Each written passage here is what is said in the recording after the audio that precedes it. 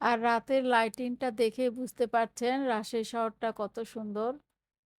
এখানে আসার অনেক দিনের ইচ্ছে ছিল। রাজশাহী পদ্মার পাড়ে আসলে অবশ্যই এই পেয়ারা মাখাটা খাবেন। আসসালামু আলাইকুম। এই যে আমাদের সবচেয়ে বড় যা আমাদের জন্য দাঁড়িয়ে আছে। সকাল 8:45টার গাড়ি ছিল আর রাজশাহী এসে পৌঁছাইছি ১টার সময়।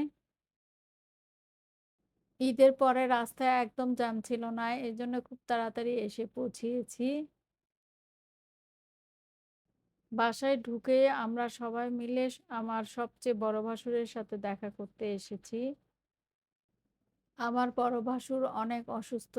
সবাই উনার জন্য দোয়া করবেন। সবার সাথে দেখা সাক্ষাৎ করার পর আমার বড় যা মানে ভাবি বলল যে, "গরম, গরম খেয়ে নাও।"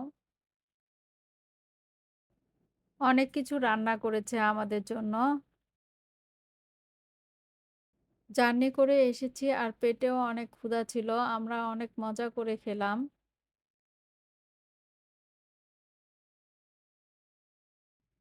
দুপুরে খাওয়ার পরে অনেক গল্পগুজব হলো। তারপর বিকেলের দিকে আমরা যাচ্ছি পদ্মার পাড়ে বেড়াতে। এটা হচ্ছে নব থিয়েটার। ঈদের পরে এত ভিড়, অনেক দূরে গাড়ি রেখে আমাদের হেঁটে, হেঁটে আসতে হয়েছে। অনেক দূর হেঁটে আসার পর আমরা গেট দিয়ে ঢুকে ভিতরের দিকে যাচ্ছি। আমাদের সেই কাঙ্ক্ষিত পদ্মার পাড়ে চলে এসেছি। এখানে আসার অনেক দিনের ইচ্ছে ছিল। আমি ছোটবেলায় এসেছি কিন্তু তেমন কিছুই মনে নেই। আমাদের সাথে আছে বড় ভাসুরের বড় ছেলে রাসেল, ছেলের বউ সোমা আর নাতনি মানহা। এই যে আমরা পদ্মার দিকে উল্টো হয়ে দাঁড়িয়ে ভিডিও করছি। এত মানুষ ঠিকমতো ভিডিও করা যায় না। রাসেল আমাদের অনেক কিছু খাওয়ালো। ১ম এ আইসক্রিম খেলাম।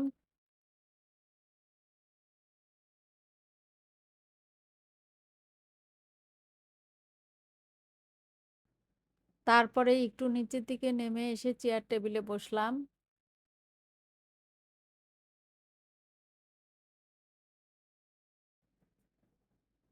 এই যে দেখেন মানুষ আর মানুষ। এখানে নৌকা ভাড়া করে উঠা যায়।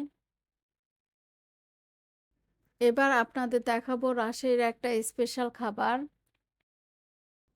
এটা হচ্ছে পেয়ারা মাখা।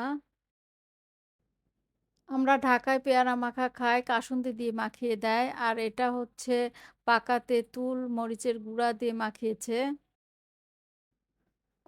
খুবই মজা। রাজশাহী পদ্মার পাড়ে আসলে অবশ্যই এই পেয়ারা মাখাটা খাবেন। এরপরে আমরা ফুচকা খেলাম। ঢাকার ফুচকার মতো এখানকার ফুচকাটা অত মজা লাগলো না।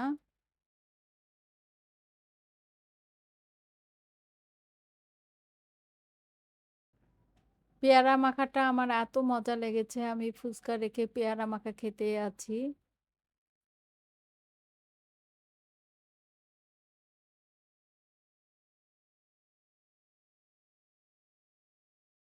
প্রায় সন্ধে হয়ে এসেছে, আমরা কয়েকটা ছবি তুলে নিলাম।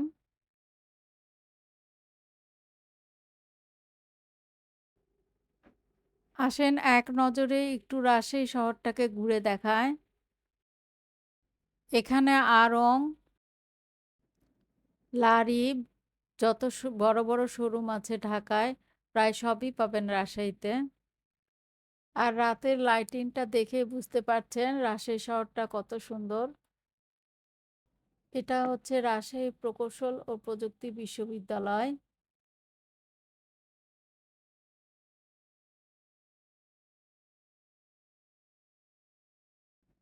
এটা হচ্ছে রাজশাহী বিশ্ববিদ্যালয়ের গেট।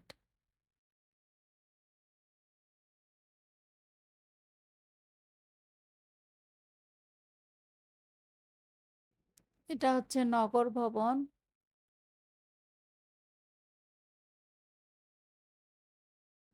রাজশাহী শহরের মধ্যে দিয়ে মনে হয় ট্রেন লাইন গিয়েছে। তাই আমরা কোথাও যাওয়া আসার সময় ট্রেন দেখতে পাই। সবাইকে এর পরের ব্লগ দেখার আমন্ত্রণ রইলো। সবাই ভালো থাকবেন। আজ এই পর্যন্তই। আল্লাহ হাফেজ।